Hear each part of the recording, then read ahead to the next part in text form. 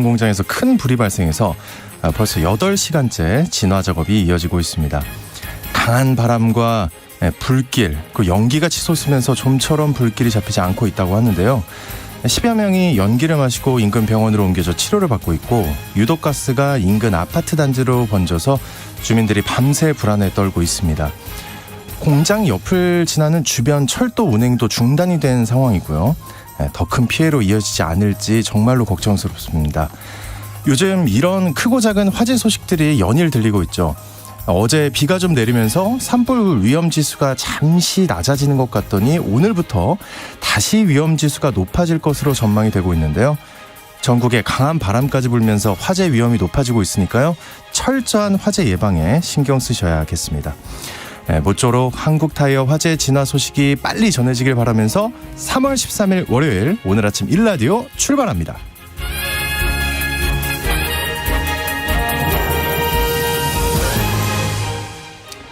네, 오늘 아침 1라디오 이 시간 생방송으로 함께합니다. 유튜브 KBS 1라디오 공식 채널이나 모바일 콩 어플리케이션을 통해서도 함께 하실 수 있습니다.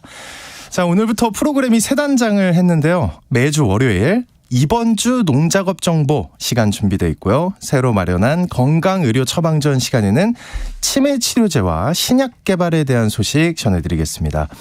이어서 또 다른 세상 IT 시간에는요. 요즘 챗 GPT 열풍과 다양한 인공지능 이야기들을 일상적으로 접하게 되는데요. 지금 벌어지는 일들, 주의할 점이 뭔지 살펴보겠습니다. 그리고 청취자 여러분들의 문자 참여 기다리고 있겠습니다. 오늘은 새 단장한 오늘 아침 1라디오의 응원의 문자도 좋고요. 저도 지금 이 시간에 어떤 분들이 함께 해주시는지 정말 궁금한데요. 뭘 하시면서 이 시간 듣고 계신지 첫인사 나누듯 문자 보내주시면 감사합니다.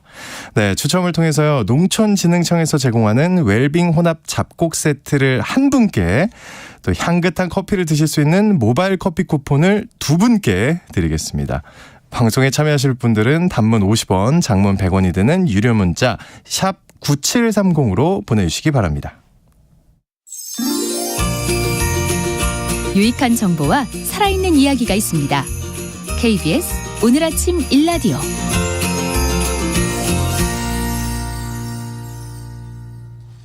네, 이번에는 한 주간 농가에서 알아둬야 할 주요 농작업 정보를 전하는 시간입니다. 농촌진흥청 대변인실 정병진 농촌지도관 전화 연결되어 있습니다. 안녕하십니까?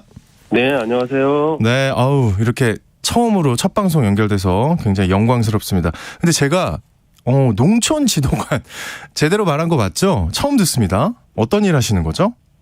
네, 맞습니다. 저도 이렇게 함께 방송할 수 있어서 너무 영광입니다. 아유, 감사합니다. 농촌지도관은 네. 농촌지도직 공무원입니다. 좀 생소하실 수 있을 텐데요. 저희는 농촌진흥청, 도농업기술원, 그리고 시군 농업기술센터에서 근무하고 있는데요. 네. 주로 하는 일은 새롭게 연구개발한 농업기술들을 농업 현장에서 농업인들이 쉽게 활용할 수 있도록 알려주고, 현장에서 기술이 확산되어 우리나라 농업이 안정적으로 발전해 나갈 수 있도록 다양한 일들을 지원하고 있습니다. 네. 즉 우리나라 농업과 농촌의 발전을 위해 노력하고 있다고 할 수 있습니다. 오, 그렇군요. 한번 저도 좀 흥미롭게 좀 지켜보겠습니다. 오늘 소개해 주시는 플럼코트, 이게 과일이라면서요? 이게 뭡니까?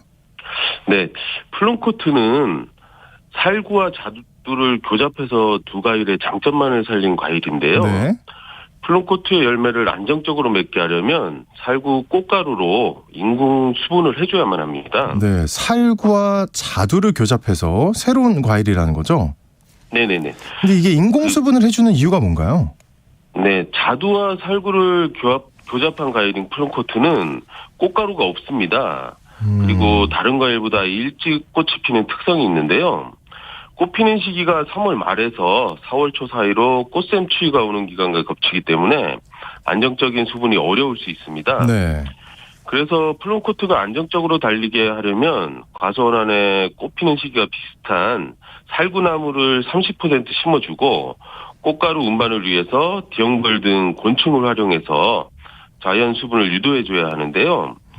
수분수가 부족하게 되거나 기상 환경이 나빠 곤충 활동이 활발하지 않을 때는 인공 수분을 해줘야만 합니다. 그래서 플럼코트 꽃 피는 기간은 10 내지 14일 정도로 길기 때문에 꽃이 피어 있는 기간 중에 기상 조건이 좋은 날을 택해서 작업을 해주면 됩니다. 농촌진흥청에서 하모니 품종을 대상으로 연구를 한 결과 꽃이 약 80% 정도 핀 때로부터 2 내지 10일 뒤 평균 기온 13도에서 최고 기온 17도 이상의 조건에서 인공 수분을 하면 열매가 25% 이상 충분히 달리는 것으로 나타났습니다. 네. 농가에서는 날이 포근하고 바람이 없는 날 오전 10시에서 오후 4시 사이에 인공 수분하는 것이 좋다고 합니다. 네. 어제 반가운 봄비가 내렸는데 농촌 지역에선 준비로 바빠질 시기라고 들었습니다. 오늘 내일은 또 한파가 불어닥친다고 해요. 이럴 때 어떻게 해야 됩니까? 네. 어제는 전국적으로 10cm 내외의 반가운 봄비가 내렸는데요. 네.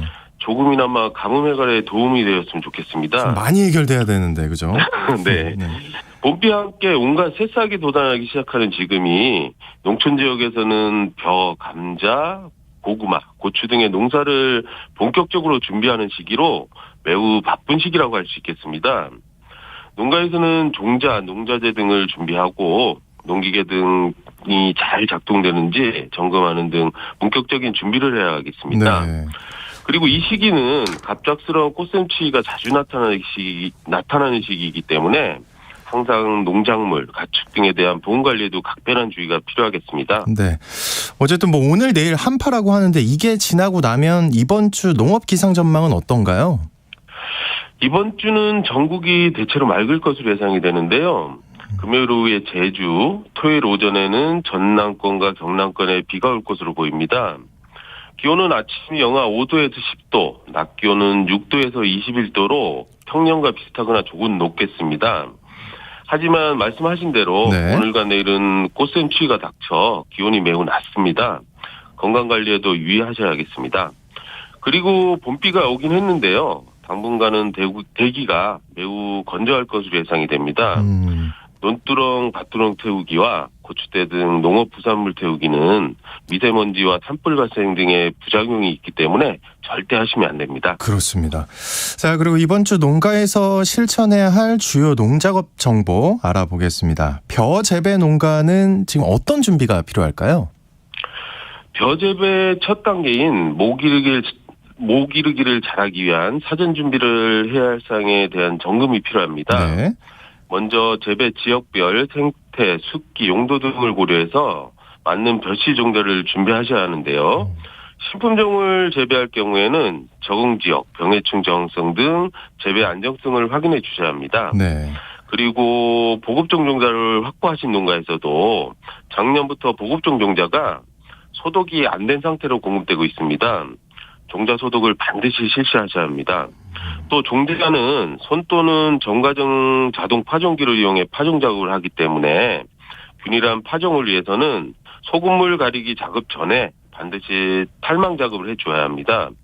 그리고 종자량은 논에 소요되는 육묘 상자수를 고려해서 약 10% 정도 여유 있게 준비하시면 좋고요. 네. 필요한 상토와 모판, 소독약제 등 농자재도 미리 확인하고 준비해 주시기 바랍니다. 네. 그러면 밭작물 재배 농가는 어떤 준비를 해야 할까요? 네, 노지 고구마의 재배 적기인 5월 상중순에 싹을 심기 위해서는 3월 하순에서 4월 상순 사이에 양해로운 상에 씨고구마를 묻어서 싹을 키워줘야 합니다. 네. 묘상의 폭은 120 내지 130cm가 묘상관리와 채묘 작업하기에 용이하고 묘상과 묘상 사이는 30cm가 적당합니다. 그리고 씨고구마를 묻을 때는 싹이 고르게 나오도록 방향과 배열에 주의를 해야 되는데요. 고구마 싹은 머리 쪽에서 많이 나오기 때문에 머리 부분이 북쪽으로 향하도록 하고 씨고구마를 배열할 때는 등 부분을 위로, 배 부분은 아래쪽에 닿도록 묻어주면 좋습니다. 네. 그리고 조기 재배를 위한 옥수수를 심기 하는 시기는 4월 상순인데요. 터널에 옮겨 심을 때는 터널 설치 작업이 쉽도록 일학 너비는 50cm, 포기 사이는 25cm로 심어야 좋습니다. 와, 이거 얘기 듣다 보니까 완전 이게 농사 과학인데요? 네. 그러면 또 시설 채소 재배 농가 또 있잖아요. 여기는 또 어떤 관리가 필요할까요? 네. 봄철에는 갑작스러운 강풍과 강한 황사 등이 자주 발생하기 때문에 시설하우스 관리에도 많은 신경을 써주셔야 하는데요. 네. 강한 바람으로 하우스 비닐이 날리거나 찢기지 않도록 고정끈을 튼튼하게 보강해 주시고, 바람이 강하게 불 때는 빨리 비닐하우스 출입문과 환기창을 닫고 환풍기를 가동해서 골조와 비닐을 밀착시켜 바람에 의한 피해를 예방해 주셔야 합니다. 그리고 비닐이 찢어졌을 경우 빨리 보수를 해서 더운이나 추가 바람에 의한 피해를 받지 않도록 해주셔야 합니다. 또 강한 황사가 발생하게 되면 작물의 광합성을 억제하고 온도 상승을 지연시켜 작물 생육에 장애를 주게 되는데요. 네. 황사가 심하게 발생할 경우 출입문과 환기창을 빨리 닫아 외부 공기와의 접촉을 최소화해주고 인공 조명을 통해서 광을 보충해줘야 합니다. 그리고 발생 이후에는 동력 분무기 등을 이용해서 비닐 피복제를 세척해 주셔야 하는데요. 수용성 세제와 맑은 물을 활용해서 세척해주면 광투가율이 향상되기 때문에 작물의 정상 생육 유지에 좋습니다. 네, 오늘 정말 유익한 소식, 그리고 저 개인적으로는 굉장히 놀라운 소식들이 많았는데요. 오늘 얘기 여기까지 듣겠습니다. 또 앞으로도 얘기 많이 기대하겠습니다. 오늘 얘기 고맙습니다. 네, 감사합니다. 네, 이번 주 농작업 정보 잘 들었습니다. 농촌진흥청 대변인실 정병진 농촌지도관이었습니다.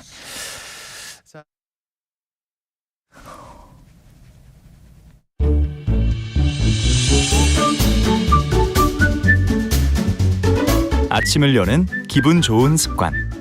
KBS 오늘 아침 1라디오.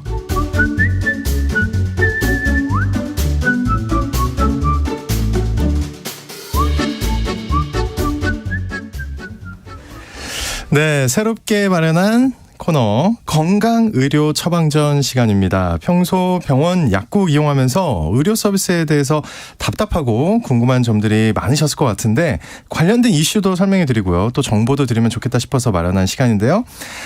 책이나 칼럼을 통해서 의료 분야에 관한 좋은 콘텐츠를 많이 제공해 주시고 있는 분을 모셨습니다.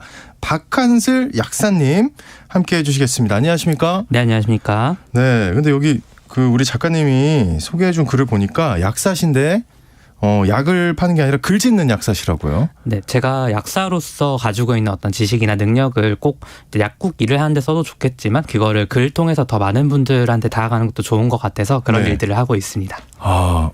한지 얼마나 되셨습니까? 이제 뭐 글 쓰고 이런 지는 한 3, 4년 정도 된 것 같고요. 네. 이제 책도 한 3권 정도 이제 돼서 네.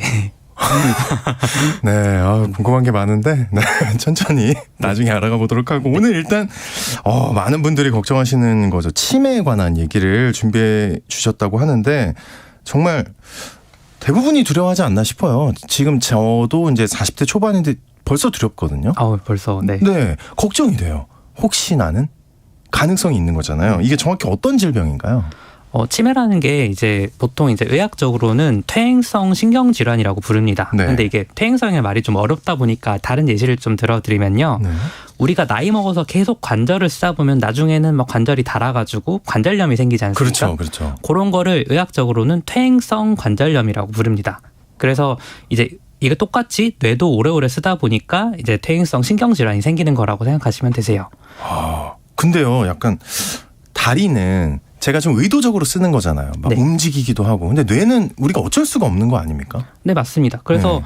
이게 뇌는 그냥 쓰다 보면 계속 쓰다 보니까 이제 그래서 퇴행성으로 이제 나이를 먹어가면서 살아 점차 그렇게 될 수밖에 없는 거고요. 네네. 그런데도 이제 아까 마침 관절염 얘기를 해주셨는데 이게 우리가 막 관절염이 생겼다고 저 사람 이제 끝났다 이런 얘기를 하진 않지 않습니까? 그렇죠. 그런데 이제 아직은 치매는 사회적인 인식이 좀 많이 개선이 돼야 될 필요가 있다고 생각해요. 이게 예전에는 뭐 진짜 노망 뭐 이렇게도 부르고 그랬었는데 이렇게 부르면 안 되는 이유가 있습니다. 왜 그러죠? 어떤 이유인 거죠? 이게 질병이 낙인이 되면은 우리는 이제 그거를 사람들이 숨기게 돼요. 그래서 예전에는 사실 암 같은 경우도 그랬는데 예전에 암 걸리면 무조건 죽는다 이런 인식이 있다 있었죠, 보니까 그렇죠. 네. 지금은 많이들 나아졌는데 그러니까 막 드라마 같은 데 보더라도 암 걸렸다 하면 숨기고 있다가 갑자기 하고 쓰러졌는데 뭐 말기암니다 이러고. 든든 드르드르든. 네, 그렇죠. 네. 근데 이러면 이게 얼마나 큰 문제가 되냐면 이게 내가 맨정신으로 내가 나로서 남아있을 수 있는 그 기간이 사실 한정돼 있잖아요. 치매가 발생하면은. 그런데 그 시간을 가족들과 마지막에 내 삶을 정리하고 추억을 쌓고 할 수 있는 정말 귀한 시간인데 이걸 혼자 끙끙 앓고 숨기다가 이러면 이게 안 된다는 거죠. 근데 이게 예방은 안 되나요? 치매는? 예방은 사실 많은 분들이 그쪽에 더 관심이 많으실 것 같은데 그렇죠. 그거보다는 이제 치매를 조금 구분하는 게 필요합니다. 다른 질병과. 다른 질병과 구분이요? 이게 무슨 말씀일까요? 이게 우리가 보통 치매가 생기면 어떤 증상이 나타난다 이런 거는 좀 알고 있어요. 뭐 기억력이 떨어지고 뭐 사람이 좀 굼떠지고 근데 이게 사실은 치매가 아닐 수도 있습니다. 네? 같은 증상이 나타나는데 그게 사실은 치매가 아닌 다른 질환에서 그런 증상이 나타날 수가 있거든요. 예를 들어가지고 네. 우리가 어르신들이 보면 막 나중에 막 우울하고 기력 없다 이런 분들이 많으세요. 근데 이게 실제로 진단을 받아보면은 노인성 우울증인 경우들이 좀 있습니다. 그런데도 이거를 이제 진단을 안 받다 보니까 그냥 어르신이 그냥 치매가 왔나 보다 본인도 그렇게 생각하시고 근데 그럼 이걸 방치를 그냥 하다가 나중에 돌아가시는데 사실은 이거는 항우울제 그러니까 우울증 약을 먹으면 갑자기 막 엄청 극적으로 좋아지는 분들이 계세요. 아하. 그러니까 이런 식의 어떤 치매로 보이지만 실제로 치매가 아닌 거를 이제 가성 치매라고 부르거든요. 네. 그런데 이런 가성 치매 분들이 이제 병원에 가서 진단을 안 받으면은 나는 치매구나 하고 그냥 그렇게 살다 보면 이게 오히려 더 나빠지기도 합니다. 정말로 치매처럼. 그러니까 요거를 미리 검사를 받고 하는 게 더 중요한 거고 예방보다도. 그래서 정말 황당한 경우는 이제 나중에 이제 청력도 어르신들이 많이 떨어지지 않습니까? 네. 그래서 이제 사람이 말을 했을 때 이제 못 알아들으면 되게 그게 민망한 일이잖아요. 사실. 그렇죠. 그러다 보니까 뭐 못 들어도 알아들은 척 아니면 뭐 상대방이 다시 되물으면 좀 면박을 주는 경우도 있으니까 그냥 알겠다 끄덕끄덕 했는데 이게 그냥 반복되다 보면은 아무 말을 했는데 못 알아듣고 다른 일을 한다든지 이렇게 하니까 이걸 또 치매라고 오인할 수가 있는 거예요. 네. 중요하네요. 네, 그래서 이런 것들을 먼저 정확하게 진단받는 게 중요하다는 말씀을 꼭 드리고 싶고요. 그 다음으로 이제 예방은 확실히 우리가 이런저런 프로그램들이 많이 있습니다. 보건소 같은 데도 있고 아니면 복지관 같은 데서도 뭐 치매 예방 프로그램 이런 것들을 많이 하잖아요. 이런 거는 보통 두뇌 훈련이라고 하는데 그런 두뇌 훈련 프로그램들을 하면은 이게 정말 예방이 될까? 이런 좀 궁금한 생각이 들 수도 있을 것 같아요. 그러니까 근데 아까 또 뭐 많이 써서 네. 또 퇴행성이라 그러더니 네. 또 써야 돼요? 이게 중요한 이유가 있습니다. 네. 우리가 치매다 치매가 아니다 이렇게만 딱 단정적으로 할 수 있는 게 아니고요. 치매라는 질병은 왜 우리가 무지개 같은 걸 봐도 빨주노초 파남보 이렇게 7개로 나누기는 하지만 사실은 빨강 주황 사이에도 색이 엄청나게 많지 않습니까? 그렇죠. 그렇죠. 그것처럼 치매도 이렇게 흐르듯이 쭉 진행되는 질병이라 가지고 딱 끊어서 여기까지는 치매 여기까지 아니다 이렇게 하기가 참 애매한 그런 질환입니다. 그런데 우리가 그런 두뇌 훈련이라든지 이런 걸 하면은 만약에 뇌 퇴행이 좀 발생하더라도 기능이 떨어지는 않아요. 그러니까 우리가 이제 공부 많이 하고 아니면 머리를 많이 써서 이제 훈련을 해두면 그 어떤 신경세포가 죽더라도 다른 신경세포가 그 일을 조금 대신해 줄 수가 있습니다. 그런 거를 훈련하니까 기능이 천천히 떨어진다. 그래서 이제 이걸 쉽게 표현해서 그냥 예방한다고 하는 건데 이제 그런 두뇌 훈련만 하는 게 능사는 아닙니다. 그럼 뭐가 필요하죠? 이게 네. 우리가 뇌라고 하면 보통 뭐 생각, 사고, 감정, 마음 이런 것들만 생각을 하시는데 뇌가 하는 중요한 역할 중에 하나는 몸을 움직이는 거예요. 명령을 내리는 그쵸. 거. 근육에. 근데 우리가 보통 뇌라고 하면 그렇게 하니까 막 두뇌 훈련만 열심히 하시는데 뇌에 있는 신경세포들이 하는 중요한 역할 중 하나는 몸을 움직이는 거고 그래서 우리가 몸을 실제로 많이 쓰면 쓸수록 이제 뇌에서도 몸을 이렇게 이래저래 움직이는 과정을 통해서 신경들이 좀 더 발달을 하게 됩니다. 그러면은 이제 꼭 두뇌 훈련만 하는 게 아니고 그런 신체 활동을 좀 해줘야지 같이 보존이 되는 거죠.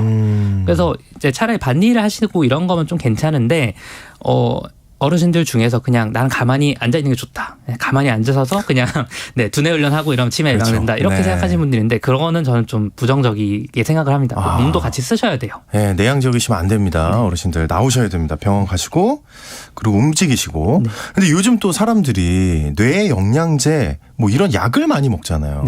저도 들어본 적이 있거든요. 이게 도움이 되나요?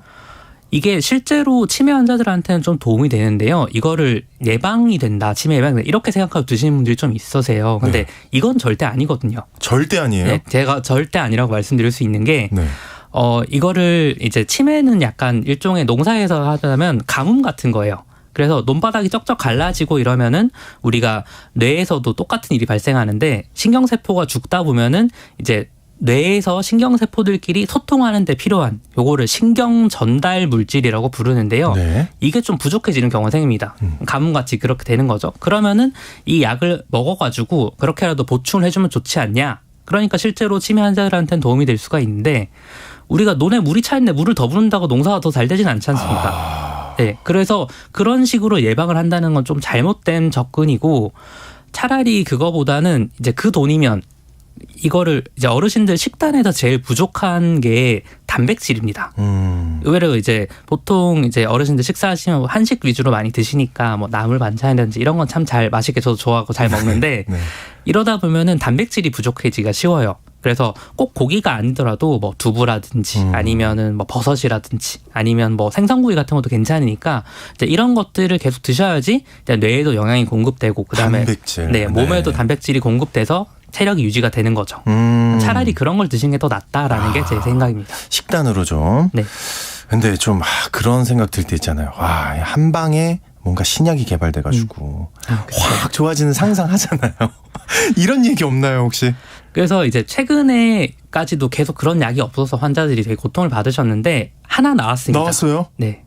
걱정 안 해도 됩니까 치매? 우리 일어나요 지금? 조금 아쉬운 소식일 네. 수는 있는데 이게 치매를 치료하지는 못하는데 이제 치매가 진행되는 속도를 한 30% 정도는 낮춰주더라. 오, 굉장한 약 아닌가요? 그 네. 정도면? 네. 그래서 그게 이제 미국에 있는 큰 제약회사인 이제 바이오젠이라는 곳이랑 그다음에 일본에 있는 에자이라는 또 제약회사가 있습니다. 두 곳에서 네. 공동으로 개발한 레캠비라는 약이 이제 정말 최근에 나왔는데요. 네. 이게 30%를 속도를 늦춰준다 이러면 에이 뭐 치료되는 것도 아니고 이게 무슨 그래요? 의미가 있어. 저는 너무 좋은 것 같은데. 너무 좋죠. 네. 그래서 이게 정말로 한 10년 있으면 내가 완전히 치매가 돼서 일상생활을 못한다는 분들이 13년이 지나야 되는 거니까 그러니까요. 그 3년을 보는 거 얼마나 귀중합니까? 네. 그래서 그런 게 되면 참 좋은데 왜요? 좋은 우리나라에서는 이게 아직은 사용 가능성이 좀 낮다고 생각합니다. 개인적으로는. 왜 그렇습니까? 이거 바로 써야 될 것 같은데. 예, 그렇죠. 당연히 바로 쓰면 좋은데 네. 이게 한 해 약값이 그 3,400만 원 정도 됩니다. 1년에요? 네. 그러니까 치매 어르신 한 분이 이제 3,400만 원을 들여야지 그 약을 계속 맞을 수가 있고 그래야지 이제 30%가 줄어든 효과를 낸다 이런 건데 이러면 약값이 이제 개인한테 너무 큰 돈이니까 이거 약값 들으면 그렇죠. 예. 나라에서 결국은 건강보험을 해줘야 되는 이제 사람들이 쓸 수가 있는 거잖아요. 네. 근데 이게 너무 고가다 보니까 좀 어려움이 있는 거죠. 물론 요즘엔 더 좋은 약 비싼 약도 많이들 나오고 있는데요. 그래서 막 희귀질환 치료제 이런 거는 막 하나에 20억 이런 약도 있습니다. 그러니까 한 알이요? 한 번 주사 맞는데 20억. 주사에 20억. 네. 근데 이거는 이제 정말 희귀병 하는 아동들이 맞는 주사인데 이거는 건강보험이 됐습니다. 이것도 20억이 되어 됐습니다. 다행이네요. 다행히 될 수 있었던 점은 그게 한 해에 10명 정도밖에 없어요. 그런 병을 앓는 아이들이. 네. 그런데 이제 어르신들이 지금 한 88만 명 정도 되시거든요. 치매로 그러니까 또 막 진단받는 초고령 분들이. 사회 막 이러면서. 근데 그분들이 그 약을 다 레캠비란 약을 다 처방받으면은 한 30조 원이 듭니다. 그러니까 이게 한 해의 건강보험 예산이 한 100조 원 되는데 30조가 이 약에만 완전히 투자가 된다 하면 이제 뭐 암이라든지 아니면 이런 다른 건 어떡하냐 이런 얘기가 나오니까 참 이게 곤란해지는 거죠. 지금 입이 안 다물어집니다. 지금. 와. 그러면 참 이게 무거운 질문이긴 한데 우리 네. 박한슬 약사님에게 이 무거운 질문을 던지겠습니다. 이거 우리 사회 어떻게 해결해야 될까요? 이 치매 문제. 일단은 네. 이제 예방을 위해서 이렇게 투자하는 게 훨씬 더 중요하다고요 생각하고요. 위해서. 네. 두 번째는 이제 우리가 돌보고 이런 걸 좀 사회화해야 된다고 생각해요. 그러니까 사회화? 가족들이 이렇게 네. 하는 것도 중요히 효심 있고 참 좋은 일이지만 예전에 그 아프리카 속담 중에 이런 말이 있거든요. 우리 한 아이를 키우기 위해서 마을이 필요하다.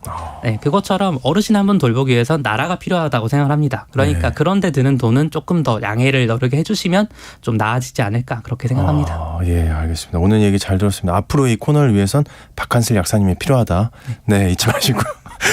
다음 시간에 또 즐거운 얘기, 좀 재밌는 얘기 기대해 보겠습니다. 오늘 얘기 고맙습니다. 감사합니다. 네, 좀 더 빠른 시간 안에 치매에 대한 구체적인 처방전이 나올 수 있었으면 좋겠습니다. 건강의료 처방전 박한슬 약사였습니다.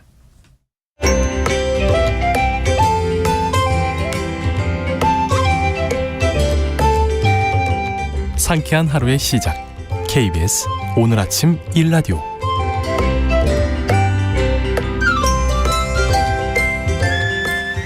네, 피할 수 없다면 즐기라는 말이 있죠. 이 분야가 그런 것 같습니다. 하루가 다르게 기술 혁신이 빨라지고 트렌드가 급변하고 있는데요. 우리가 반드시 알아야 또 하나의 세상 IT 어떻게 적응하며 살아야 할지 디지털 세상 공부해 보겠습니다.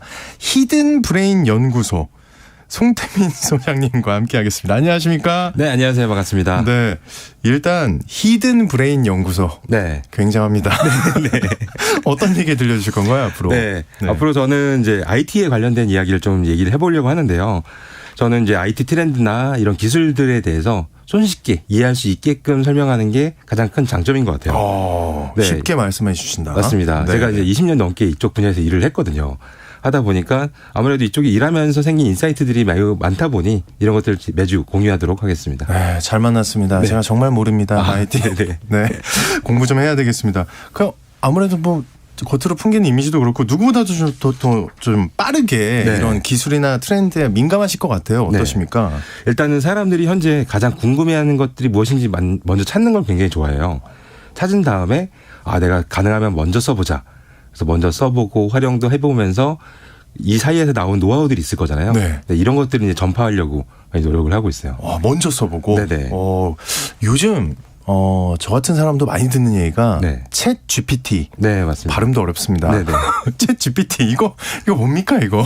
네, 일단은 네. 뭐 인공지능이라고 하죠. 그래서 네. 인공지능에 대한 이야기를 할 건데 각종 방송뿐만 아니라 각종 SNS 컨텐츠를 보면은 현재 이 챗 GPT가 얼마나 열풍인지를 쉽게 알 수 있을 거예요. 그래서 이 챗 GPT 관련된 컨텐츠가 계속 올라오고 있는데 단순하게 이게 무엇인지부터 해서 이걸로 돈 버는 방법. 돈을 벌어요? 네, 맞습니다. 이걸로요? 이거 어떻게 그게 가능합니까? 네. 네. 이런 얘기들도 최근에 많이 나오는데 사실은 낚시일 가능성이 굉장히 높아요. 뭐예요? 기대치 지금 저기 위에 한껏 올라갔는데 지금 네, 낚시라고요. 네, 맞습니다. 네. 보통 이런 이제 돈 번다라는 것들을 보게 되면은 챗 GPT로 이제 각종 컨텐츠를 만들거든요. 뭐 영상도 만들고 블로그 글도 만들고 하는데 이런 글들을 내가 쓴 것처럼 속여서 이제 SNS 활동을 시키는 거예요. 그렇게 해서 SNS 활동을 시키면서 네. 돈을 번다라는 걸로 보통 알려주게 되는데 네. 이런 것들은 사실 이제 거짓말이잖아요. 인공지능이 하는 거를 내가 한 것처럼 속여서 이제 SNS에서 활동을 하는 거 그걸로 돈 번다라는 행위들은 약간 뭐 잘못되지 않았을까 생각이 이게 듭니다. 그러면 어떤 그 케이스가 있죠? 어떤 예가 있을까요? 그렇게 낚시를 하는.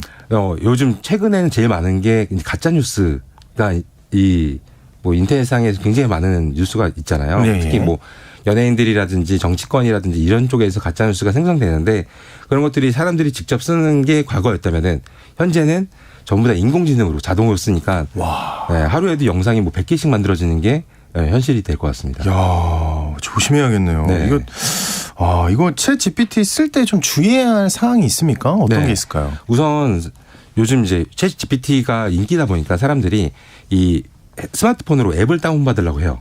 그래서 앱을 다운받았는데 거기서 결제를 시키거든요. 잠깐만요. 무슨 앱을 다운받죠? 챗 GPT라는 거는 사실 먼저 설명드리면 앱이 없습니다. 그러니까 저도 그렇게는 알고 있는데. 네. 근데 어른분들이 특히나 앱인 줄 알고 이런 플레이스토어나 이런 데서 앱을 다운받고서 앱을 켜보면은 보통 이제 결제를 시켜요. 무료로 사용하기 위해서 일단 카드 정보를 넣어주세요라고 하거든요. 네. 나빴다 진짜. 네. 이 사이에서 바로 네. 결제가 이루어지게 되고 네. 어저께도 이제 아는 분께서 피해자가 또 생기셨어요. 그래서 5만 원이 2번이나 결제가 되셔가지고 5만 원 2번이요. 네. 근데 어이가 없는 거죠. 그래서 이제 이런 부분들이 사실 제일 첫 번째 중요한 이제 조심해야 될 부분이고요. 네네. 다른 주의사항에 대해서 제가 네. 이 챗 GPT한테 직접 물어봤어요. 네. 당신을 쓸 때 주의할 게 있냐? 네, 맞습니다. 네. 왜냐면 챗 GPT는 제가 보통 뭔가 물어보면은 답변을 주는 이런 인공지능이다 보니까 이들의 답변을 한번 봤습니다. 네. 네 가지로 이렇게 나눠서 설명을 해주더라고요. 첫 번째는 의학적 조언이나 진단을 제공할 수 없다. 두 번째는 인간관계나 정신건강 상담을 대신할 수 없다. 네. 세 번째는 성명, 성명, 주소, 전화번호 또는 금연 정보를 뭐 제공하지 마라. 네 번째는 저희는 정확하지 않는 답변을 줄 수 있다. 오, 네. 또 겸손하네요, 생각보다. 네, 맞습니다. 네. 이렇게 네 가지 정도의 답변을 하는데 사실 매우 중요한 거예요. 이거는 앞으로 챗 GPT뿐만 아니라 앞으로 다른 인공지능이 나오더라도 항상 주의해야 할 사항인 것 같습니다. 여기서 가장 중요한 거는 챗 GPT는 답을 줍니다. 하지만 정답을 주지 않아요. 정확하지 않다. 네, 정확하지 않기 때문에 네. 여기서 뭔가 아이디어를 찾을 때는 활용하는 게 좋지만은 내가 뭔가 모를 때 물어본다 이 개념은 아닙니다. 알겠습니다. 근데 예전에도 왜 챗봇은 좀 있었잖아요. 네, 맞습니다. 근데 요즘 말하는 인공지능과의 차이가 있다면 어떻게 얘기할 수 있을까요? 네, 우선 인공지능을 제가 자료를 좀 찾아봤어요. 그러니까 1991년도에 금성의 인공지능 세탁기로 광고를 한번 했더라고요. 그래서 쓰인 적이 굉장히 오래됐구나. 근데 지금도 뭐 로봇 청소기라든지 로봇 바리스타들이 나오잖아요. 근데 이런 것들은 대부분 이제 프로그래밍 된 임무를 수행하는 거죠. 뭐 어떻게 움직여라 아니면 커피를 어떻게 타라라는 건데 이게 아니라 지금 나오는 인공지능은 스스로 학습을 하는 거예요. 네, 스스로 공부를 한다는 게 약간 어려울 수도 있겠지만은 네. 한번 예를 들어 설명을 해볼게요. 네. 뭐 한국의 수도는 서울이다라고 하면은 알려주지 않더라도 과거에는 이제 뭐 데이터에다 입력을 해놓겠죠. 한국의 수도는 서울. 그래서 물어보면은 바로 서울이다. 나오죠. 답이 네. 나오죠. 근데 제2의 수도는 어디냐? 이거는 안 써 있잖아요. 그렇죠. 입력 안 했으니까. 네, 입력이 안 돼 있으니까. 근데 이런 것들을 스스로 공부해서 인공지능이 제2의 수도는 부산이다.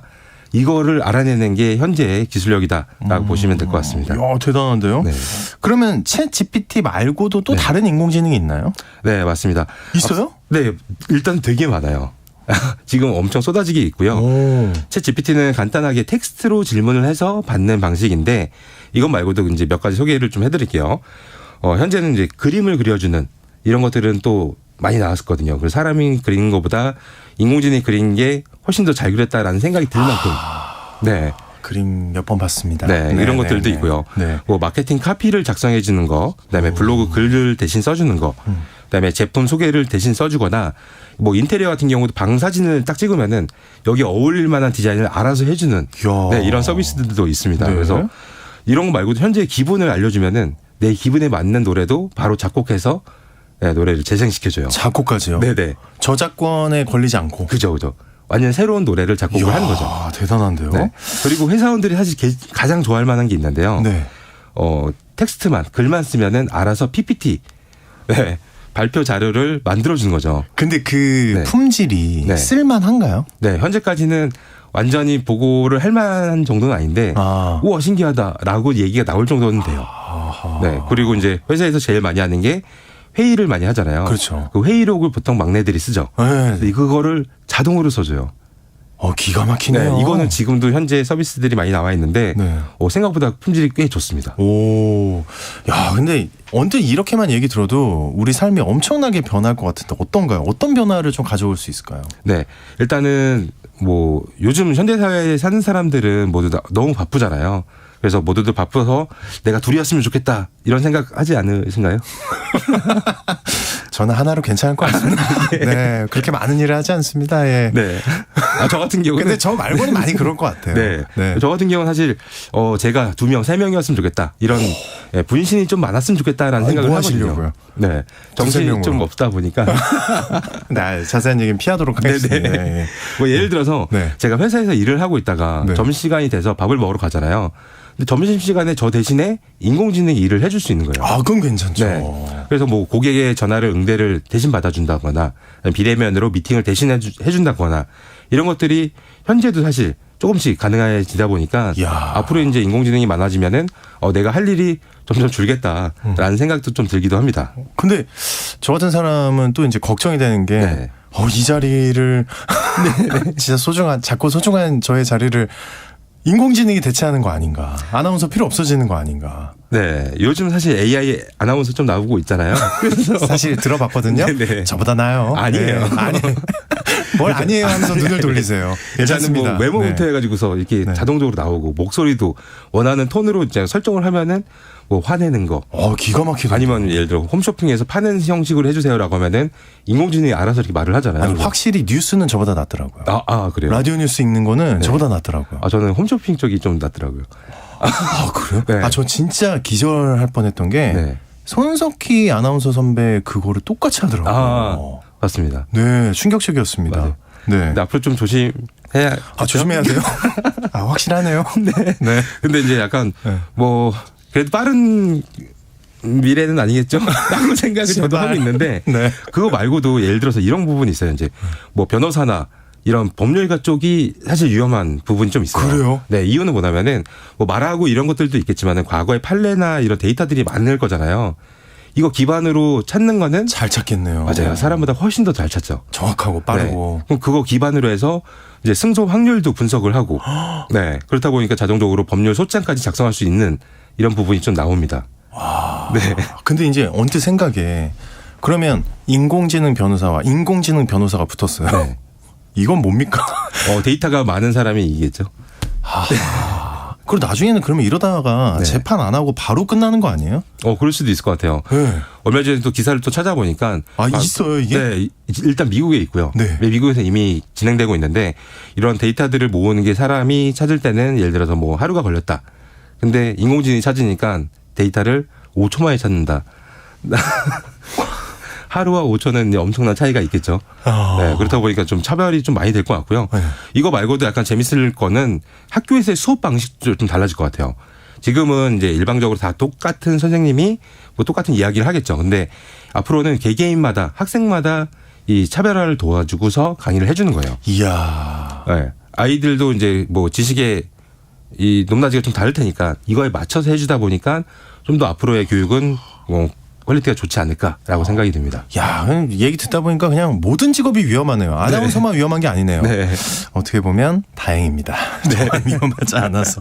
근데 이게 그래도 완벽하진 않겠죠? 네, 맞습니다. 네. 아직까지는 이제 뭐 오류가 굉장히 좀 많아요. 오류가 많다 보니까 한마디로 이제 오답부터 윤리적인 이슈까지 좀 계산할 게 굉장히 많고요. 이 기본적으로 인공지능은 모여진 데이터 기반으로 분석하기 때문에 이거는 인공지능이 사람을 차별화하기도 해요. 네, 예를 들어서 한국에서 만들어진 이제 한국어로 만들어진 이제 글 데이터가 있을 거고 영어로 된 거, 그다음에 중국어가 있다. 그러면 한국어보다는 당연히 영어나 중국어가 훨씬 더 많겠죠.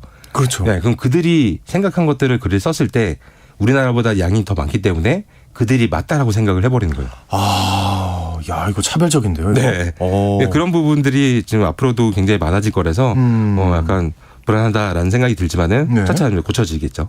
아, 네. 근데 어떤 얘기를 들어도 네. 시간 문제일 것 같다. 아, 네, 맞습니다. 불안한 느낌이. 네. 그 전까지는 이 자리를 잘 지키고 있어야 되겠습니다. 네. 아, 예.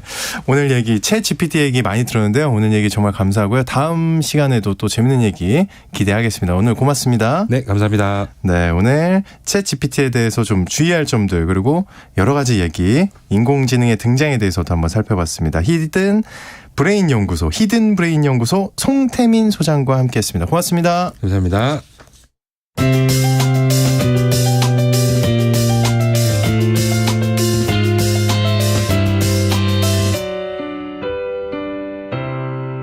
KBS 오늘 아침 일라디오. 네, 청취자분들께서 저 혼자 방송하는 줄 알았는데 감사하게도 문자 많이 보내주셨습니다. 몇 가지 소개를 해드릴게요. 6624님, 첫 프로 맡은 오아나운서님 반갑습니다. 아파트 경비원입니다. 교대 마치고 한국방송은 근무 마칠 때까지 함께하죠. 감사합니다. 또 4352님, 저는 교직에 몸담고 있다가 정년 퇴임 이후 봉사활동을 계속하고 있는 60대 후반 청년입니다. 맞습니다. 청년입니다. 네, 초등학교 텃밭 가꾸기 봉사활동 하고 있습니다. 이렇게 보내주셨습니다. 네, 아유, 우리 60대 후반 청년님 반갑습니다. 앞으로도 자주 들어주시고요. 또 우리 콩으로 김미진님, 자꾸 바뀌면 프로그램 없어질까 걱정이에요. 네, 제발 오래 해주세요 라고 보내주셨습니다. 알겠습니다. 네, 최선을 다해서 오래 해보도록 노력을 하겠습니다. 또 우리 4522님, 매일 아침 의정부에서 충남 당진으로 출근을 하는데 앞으로 좋은 방송 부탁드립니다. 반갑습니다. 이렇게 보내주셨습니다. 어이구, 의정부에서 충남 당진으로 매일 아침이요? 와, 4522님 대단하십니다. 네, 앞으로도 좋은 방송 그리고 좋은 청취 부탁드립니다. 열심히 한번 해보겠습니다. 오늘 고맙습니다. 정말 많은 분들이 보내주셨는데요. 오늘 참여해주신 분들 너무나 감사드리고요.